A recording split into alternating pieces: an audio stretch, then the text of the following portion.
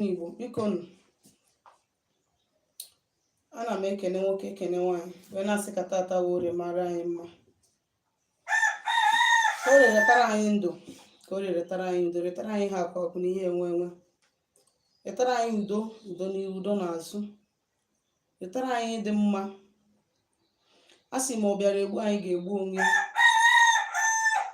onye ọbụla sị na ihe ọma ma bịa n'ụzọ anyị ga-egbu anaze mmiri onye ọbụla na-achụ anyị ga-ada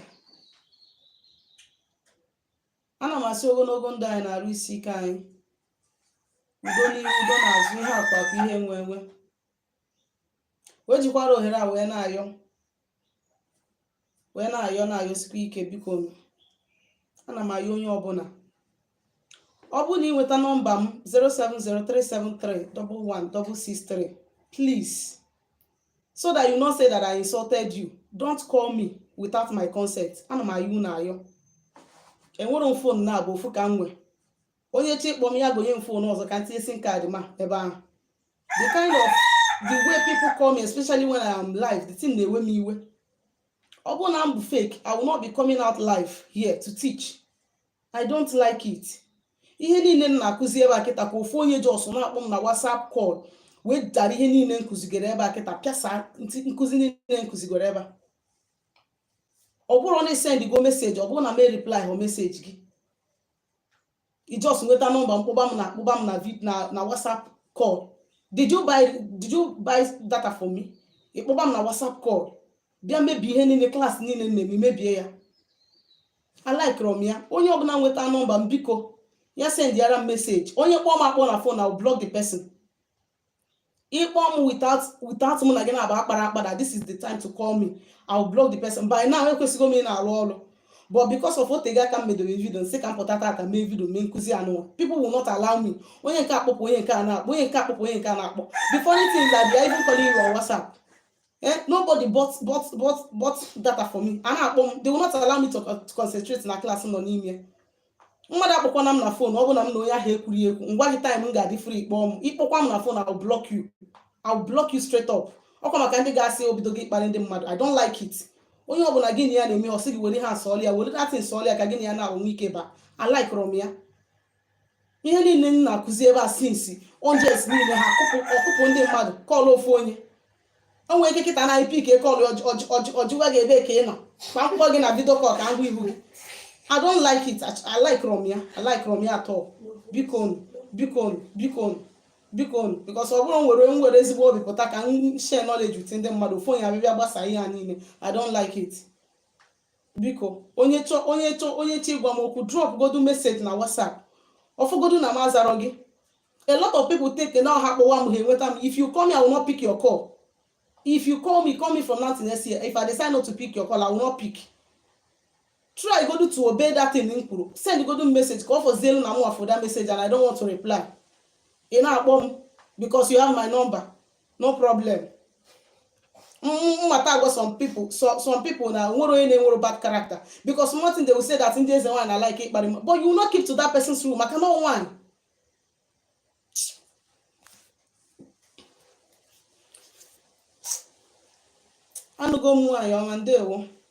So ihe nji maka ya bịa, which is ihe m na-akụzibu before I interrupt. I couldn't even continue the video. Onye mere nji wee delete the video sị ka m bido n'isi. Ihe nji maka ya wee bịa tata bụ ihe ize mmadụ kwesịrị ime dịka onye na-amalite njem ya n'ọdịnala Igbo.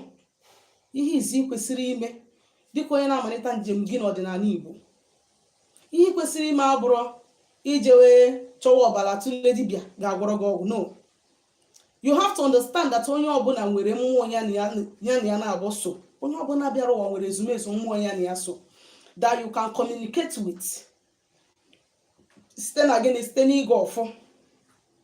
Maka na ihe ize mmadụ kwesịrị ime dịka onye na-achọ ụzọ ya ma onye na-achịta n'ọdịnala Igbo bụ gịnị? Ịga ọfọ.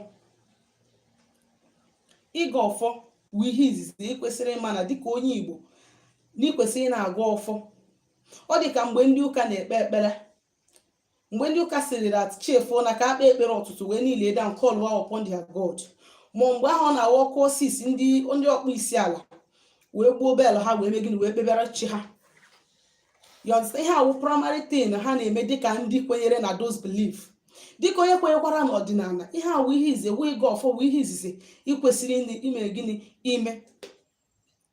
Tupu m gaa n'iru ka esi aga ọfọ na ihe nwere ike iji wee gaa ọfọ, mkpa o ji dị na gị nwa bụ onye Igbo ga-eji ịga ọfọ wee malite njem gị bụ gịnị? Ọ ga-enyere gị aka wee mee gịnị? Wee leadie gị to right people. Ọ ga-enyere gị aka leadie gị to right people, those that will lead you on this path without, leading you into the wrong path. A lot of people might hear me by leading someone into the wrong path. Maka gịnị? Mgbe ị na-akpọku ezumezu mmụọ gị site n'ịwapụrụ ha ọjị, ịtụ nzu na mmanya ọkụ na ịtụ edo, na-ayọ ha sị ha biko njem a mbilitakwara ka m mara unu ka unu mara m, ka m nụnụ dị na mma, biko dịka m nọ n'ụzọ unu ekwela ka ụkwụ kpọọ m, unu ekwela ka ndabụ agụ n'aka, unu ekwela ka ndaba ndị ajọ mmadụ n'aka. Ụtụtụ ọma Ijeọma Cash, ndewo, na m ekele gị. So dịka ị na-eme nke a, it will help you to clear your way. Mgbe ị na-agwa ha nka, ezumezu mmụọ niile gị na ha so, ndị ị na-agwapụ okwu, maka ha amago n'ọdụ ụtọ na ị na-achọ ebe ị ga-eso wee nweta enyemaka idozi ihe dị n'etiti gị na ha, wee ha ahụ iji maka ya wee na-eme gịnị? Wee na-aga ụfọ ahụ. They will help you. They will help you to make sure that gịnị? Na isoro ajọ ụzọ. Ihe abụọ ịga ọfọ na-emewu, ọ na-ebupụrụ mmadụ danger. Ọ na-ebupụ ihe ike n'ụzọ mmadụ. Ọ na-ebupụ ihe ike n'ụzọ mmadụ. Ị na-aghọta? Because na o nwere ndị na-abụ ha lụọ nlọ, ọ bụ na ihe ike dị n'ụzọ ha, ha nwere ike egosi ha na nlọ. Ụfọdụ a na-egosi ha ihe ọma ma ọkwa n'ihe ike, but in a way they might not understand. Site na ụfọdụ ị nwere ike ime gị na channel that energy in a way that it will favor you. Site na ụfọdụ ị nwere ike channel ihe hụrụ na nrọ in a way that it will favor you. Ị na-aghọta ihe m na-ekwu? So gịnị ka mmadụ kwesịrị iji wee kpọkuo ezumezu mmụọ ya na ya so? Ọ bụrụ na ị weta ọjị, ọtụtụ ndị mmadụ na-ebe ha na-ama mfụnwa ọjị, mana ọ bụrụ na ị na-ebe ị ga-afụ ọjị n'ihi eweta ọjị. Ọ bụrụ na ị ma ose, ihe weta ose wa alligator pepper. I don't have it in this alpha room at the moment, on my main chamber. So ihe weta ose wu alligator pepper, ose ọjị. This is kola nut.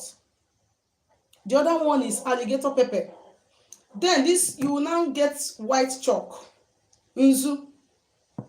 You will now get red chalk, edo. You will now get hot drink. Now, ihe ndị a niile, o nwere ndị na-akpọ ya ọdịnala sacramentals. Otu ọ bụla isi kpọọ ya, as long as na ịghọtara ihe ị na-ekwu maka ya, fine. N'ime ihe ndị a niile, each of them nwere gịnị? Ihe ọ na-anọchite anya ya. Ose nwere ihe ọ na-anọchite anya ya. Ọjị nwere ihe ọ na-anọchite anya ya. Nzu na edo nwere ihe ha na-anọchite anya, likewise mmanya ọkụ. Ọ bụrụ na ị were ọjị, iweta ose, ị ga-eji ose wee nachasị onwe gị, to cleanse yourself. Ose na-ewepụ negative energy, wee na-emekwa attract positive energy. That is why when you are praying against negative energy, when you pray, if you are putting it in your mouth to pray, when you pray, after praying, you chew and you splash it out. But when you are praying for blessing, you chew and you swallow. So ose na-arụ both negative and positive. You understand? Mana, and ọ bụrụ na ị chọọ ịga ọfọ, ọkachasị ndị awụ abalị agba aka, before ị ga ọfọ, ọ bụrụ na ị wụ abalị agba aka for that day, na gị na nwoke mekọrọ ma na gị na nwaanyị mekọrọ, tupu ị ga ọfọ, so that as you are invoking on those entities, as you are calling on them, ka ha na-abịa gị nso, so that they will not see ụchụ ụra akụ dị gị na-arụ as a result of abalị agba aka imere na nrọ ma nke imere na mmadụ wee nye gị efe. So before you do what? Before you pray, you will also preferably ọ bụ na ị afụ anyanwụ ma ọ bụ ichiru na east from ebe ị nọ, wee were ose ịbụọ n'aka wee nachasị onwe gị from head to toe, wee vụọ ya, dispose ya. Ọ bụ na ị n'obodo oyibo ma ọ na ị na-ebe ị na-ama mfụ ọfịa ebe ị ga-edispose ya ma okwu osisi, it displaces by the fence side, or itinye ya na toilet gị flush ya. Maka it is not good idosi ebe mmadụ ga cross to avoid remove cha negative energy na arụ gị with it, another person cross ya okolia. You understand? So imesi anya, or if you have native egg, ihe ose ji dị mma wụ because ose wu ihe ị ga-enweta, ị nwere ike ikipụ na be gị. You can keep it in your house for 1 month, 2 months, 3 months, 4 months, 5 months to still be intact. You understand? So if for native egg, maybe you don't have ose at the moment, but you have native egg. Well, native egg na chasi onwe gị, go outside and break it. Ghana Junction got break here. If for native egg and you have ogirishi around you, ogirishi is fertility plant. If for ogirishi, were ibu n'aka, just kụrụ ya ibu n'aka, kụrụ ibu n'aka, were pịchasị onwe gị from isi gị gbada, go and dispose it. It cleans go away get off from any negative energy. You are now pure to stand before any spirit. Ọbụrụkwa mgbe ị na-eji na nwunye mmadụ isi na-agbara ọma asịrị. Ọbụrụkwa mgbe ị na-eji na nwa gị ma ị na-eji na nwanne gị isi na-agbara ọma asịrị. If you are doing this type of thing, jee kpụkwa alụ. So imesi anya, next thing ị ga-emeziwu iweta somewhere. Ụfọdụ na-etinye all these things na bowel na rice na-efere ma ọ na ọkụ ha ji eme ọjị. Yọtara, ụfọdụ na-ejide ya n'aka, ụfọdụ na-awụsị ya n'ala wee kpọkụwa ezumezu mmụọ gị. Mana bifo ịkpọkụọ ha, ị ga-eme sure na ebe ifesi wee na-akpọ ha east. East bụ ebe anyanwụ si apụta. Ọ bụrụ na ị nwere direct access to the sun ebe ị nọ, ọ bụrụ na ọ na window bedroom gị ka anyanwụ si apụta from ebe ị nọ, face ebe anwụ. Ebe ọ bụla anyanwụ si apụta from ebe ị nọ, face there, kpọkụwa ha. Isi ha na-ekwe ọjị, na-ekwe nzu, na-ekwe edo. Ọjị na-enye ha wụ ndụ, ọ ngozi ka ọ bụ. Ha were ogologo ndụ na-arụ isi ike wee jaa ndụ gị mma, maka na ndụ wụ isi akụ. N'ihe ọ bụla mmadụ na-eme, ma ndụ adụrụ ya nwere isi. Ha were ogologo ndụ na-arụ isi ike na ihe nweta wee chọọ ndụ gị mma. N'ihi na agbọkụ chi gị, o nwere ndị say that they want to pray, they want to do igofo, they pray to their chi one alone, pray to their ndị ichie alone. No, you call upon your chi, call upon your ndị ichie. Amarọ ụfọdụ asị na be ha na nwaanyị ama mkpọ ndị ichie, ọnụ maka nsi emebe unu. Ọdịnala bụ ofu mana omenala dị iche. Ịghọtara? Kpọkụọ chi, kpọkụọ ndị ichie, kpọkụọ aja na kpọkụọ mmụọ niile. Ndị ga-abịa nara gị ha bịa nara gị, ndị na-ama nna ha jebe. Ha biko n'iji ọjọọ wee na-ayọ ha ihe nweta, na-ayọ ha udo, na-ayọ ha agamniru ndụ.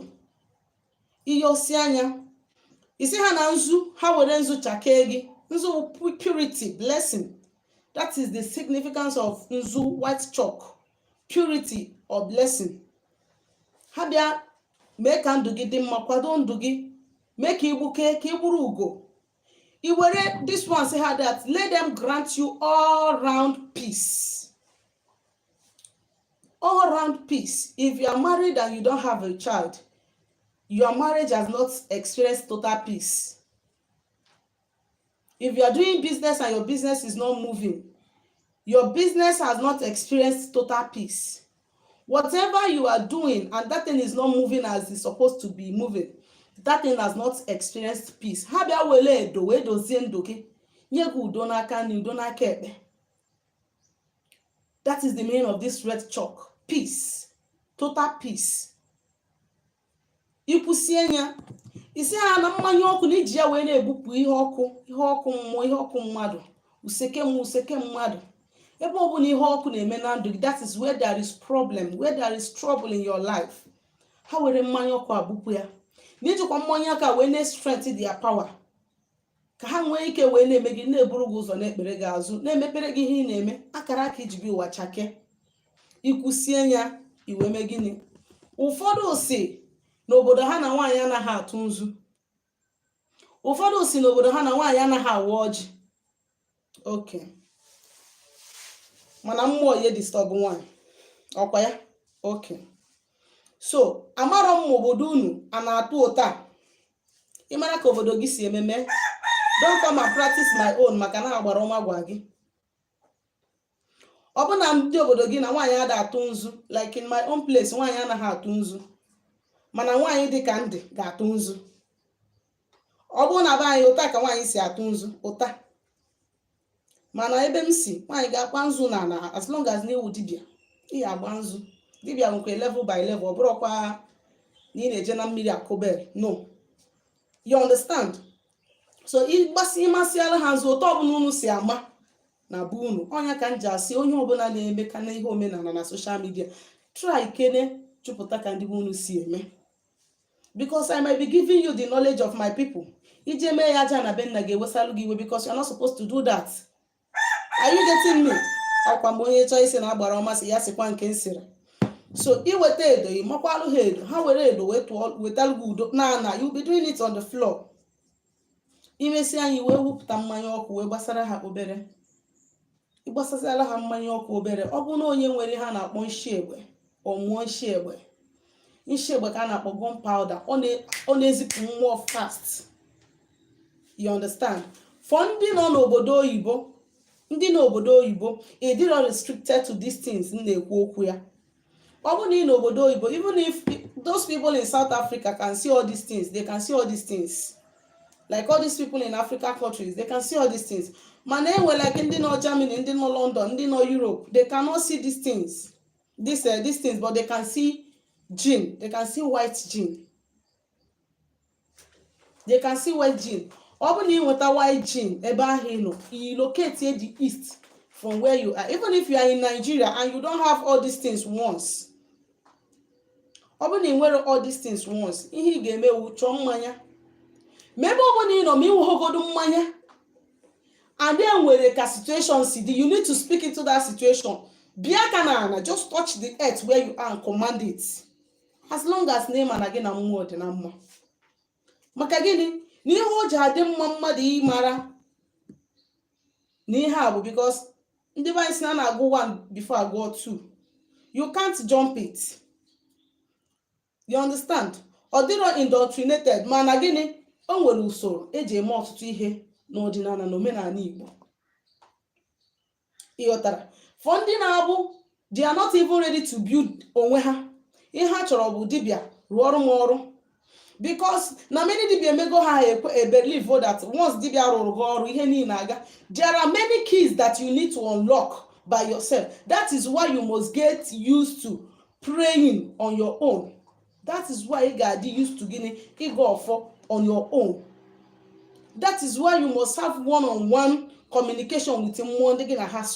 I used to say this thing, dibia can only help you to, to appease a hassle for the first time ever in a guru here. But dibia cannot do what? Continue to be making libations on your behalf every day.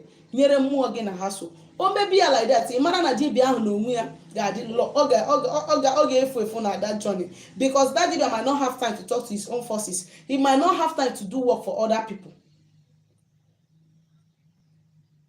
So when you create this one-on-one relationship between Gin and Digin and Hasso, it will help you a lot. I am saying this because I am a living witness. Mgbe call bidorom, I don't used to eat unzu because I don't know much about them. I don't know what are the hot because I used to see it on the kai na anwea. Mentality yes go mad na church. So, but then what I do is that I try to get a bottle of beer. I tried to get a bottle of beer. That was when I thought that na beer, the mumaiji we go don't want. But now I discovered that give spirit is hot, forget about it, like Igbo 10 carton of beer, ihanwa, kayamma. Ihanjikita, kayamma. Good afternoon. Chuku Kings, so if you do the one-on-one communication and relationship with Morgan and Hassle, oga help ogi, because when they build this journey, Amarom, I don't even know how to pray with Oji. Amarom how to do all those things. I don't know, but I know that sometimes when my father was alive, it is my father that I used to see that pray with Oji, especially on Christmas or New Year Day. My father used to, whatever that I want to kill, my father would pray wee ji ọjị wee kpọkuo nna ya ha na ya nne na that thing wee wuo ọjị ahụ wee gbuo ya. So that has been the only time m fụrụ ihe gbasara ọjị, you know. So but then if I want to pray, tegide n'Igbo ma ekpewe n'oyibo, because that was what they taught us in the church, you know. So but along the line I started understanding that the more you do these things, the more you get used to it, and I kept on pushing. Ma nke ọ ya bụ ngosi ọjị sef nsị ha nna agọ nsị ha biko, because o nwere ka you know onye agwụ na onye dị normal abụrụ ofu. Sometimes I will tell them, yeah, you people better understand it anyhow I do it. You people understand it, better understand it anyhow I say it. Look at my mind and don't look at my mouth, and understand that I have submitted, and teach me, lead me to the right person, someone who will not share my gifts, someone who will not steal my destiny. Please lead me to the person that will teach me the pure truth in Odinani Igbo, not someone that will be because I was scared of all these things because of how they used to you know tell us about them in the church. So I was scared, even though I go to a point where I cannot run away from the call again, but then I was still scared. Am I sure I will not go to hellfire? Am I sure I'm doing the right thing and all that? But I kept on praying and praying and praying and praying until one day they connected me to a woman. The woman is stingy with her knowledge about Odinana. The woman so ihe motivate emunji bịa na-akụzi gbasara ọdịnala Igbo. Because if you don't share your knowledge with people, kedu ka ndị mmadụ ga-esi wee mara what they don't know? If you know and you decide to keep that knowledge to yourself, how will other people awake? How do we bring our people back? But the only thing, good thing I like about the woman, she was the first person that told me that this is how to pray with Oji. You know, na njiri Oji gosi ofo mkpupe iru ya, nweta nwa mkpupe iru ya, dosande m na haso. But you know, after the initiation, she was the one that initiated me. After the initiation and everything, if I want to do work and I go to her for direction, she will not agree to tell me. She will tell me to go and ask my people. That if she tell me, they will kill her. I should go and ask my people that if she tell me, they will kill her. So with my little knowledge then, she was using indirectly to tell me what Osago. I don't know. Nobody ever told me that Osago. You know, but she don't want to come out straight to tell me. So at a time, Chineke Meko Sime, I was connected to another person, actually. So, mana, the only good thing made another time that this woman led me on this journey without tampering with my gifts. She led me without even stealing from me. And she led me. She was the one on I should learn to build myself by myself. I should learn to build myself. I should have one-on-one contact and communication with my own forces, that it will help me. It will make them to build me fast. Oji can gogide till I got to this level. Oji na mmanya. Though I know how to give sacrifice to deities, I know how to. If I like your town, can see me. If I come to your place and I like your place, much time there, I don't mind you with a good in account. That is how I do. That is how I do. You understand? So man na I were this thing where bido njemuge. Because all those things you are telling those entities, they are hearing, they are listening. And before anything I dare play with physically, spiritually, those things have taken place. So when you can say that ego, as you're telling that they have established it spiritually, just for you to manifest physically. So dịka onye Igbo, ihe izi kwesịrị imewu ịmagodoro ịgo ọfọ. Ọ bụrụ na ịgocha ọfọ with ọjị a, ịgbawa ya ka anyị waa ọjị. You know, a lot of people. Una mantana, una no so. Shame you eat this colaba. Before colaba. We'll eat on their behalf. So you break the cola. I won't watch. How do I even keep my hand so that you see here? This is cola nut with 5 loaves. Oh, my candidate see that should not, woman does not break cola. Okay, they should go and call all men so that all of them will become dibia. They should start disturbing us. If they don't want us to be breaking cola, let them not call us again. Ọ bụrụ ikpọ nwaanyị ọrụ isi ya agwa n'ọjị, nwaanyị pụtara na-asị masị nwaanyị agwa n'ọjị, nwaanyị agwa n'ọjị nye chi ya, ya agwa n'ọjị nye ezumezu ya. Ngosi ọfọ nwoke si from nowhere, onye nna mahụ mụ na ala nwunye mmadụ si from nowhere bịa gbara m ọjị. Say who you be? Biko watch ya na ọjị nwara, ọmụ wawara ya. Ndị chiri echichi ọzọ, ụmụ nwoke chiri echichi ọzọ, you can eat, ọkwa nwoke na ọmụ ụwa, we are one, eh? Forget this thing. So you see, this is the male. Akụzibugo m ihe maka ndị na-ajụ kedu ihe eji ama nwoke ọjị na nwaanyị ọjị. Ọkwụnụfụ na amụ ya toro ogologo words. I want to teach you people now. Don't say that I am stingy with teaching. Ịghọtara? Ọ bụrụ na unu fụrụ ya ọfụma, amụ ya anụ gbara ogologo. Then I want to show you the woman. Look at the woman. If una baby gbasara ọkwụ, ọkwụnụfụ na ọ gbasara ụkwụ ụmụ nwaanyị, ọkwụ na afụ gị. You see my brother.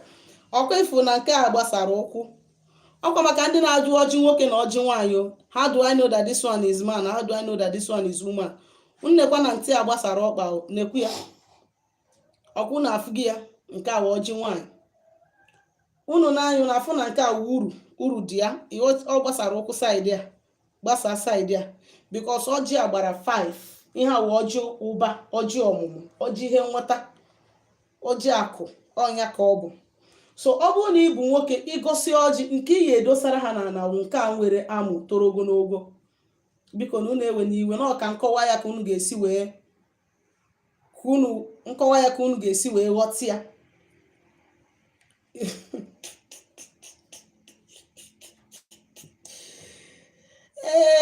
Ụmụchukwu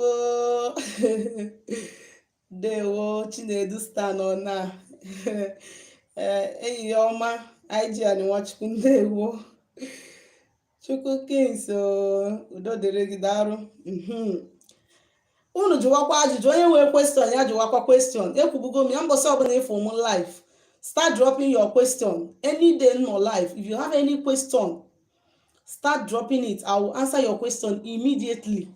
I will answer your question. Ọ bụrụ na ị nwere ajụjụ, jụwa m ajụjụ ozugbo. Once I'm done, I will answer your question.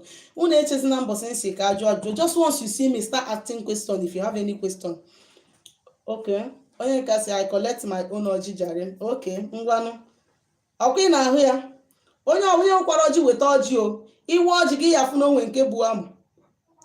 Nke abụọ amụ fụ ụmụ nwoke. Adịrọkwa corrupt. No ka ịghọta ya, nke a nwa toro ogologo ka ihe. When you get it, this one ka ị ga-edosa na and ụta ka ị ga-edosi ya. This is the earth. Aka ma na ụbana. You understand? Ụta ka ị ga-esi dosi ya. Ihe ekpupe ya ihu ekpupe, you will not close it. Ọ bụrụ na ị bụ nwaanyị wee wee ọjị, ịwọsị ọjị gị nke a gbasara agada ka gị nwa. Ọ nke a ka ị ga-edosara ha. Ị na-aghọta? Ọ bụrụ na asị na bụ na nwaanyị ada awa ọjị, awakwa na ha emekugbuo gị. So don't follow me and do. So this one, ịwọchi ifu na nke a na gbasara ụkwụ, ọkwụ na afụ ya ọfụma. Nke a gbasara ụkwụ. Ọ bụrụ na ị bụ nwaanyị mana nke a gbasara ụkwụ ka ị ga-esi ụta wee dosa.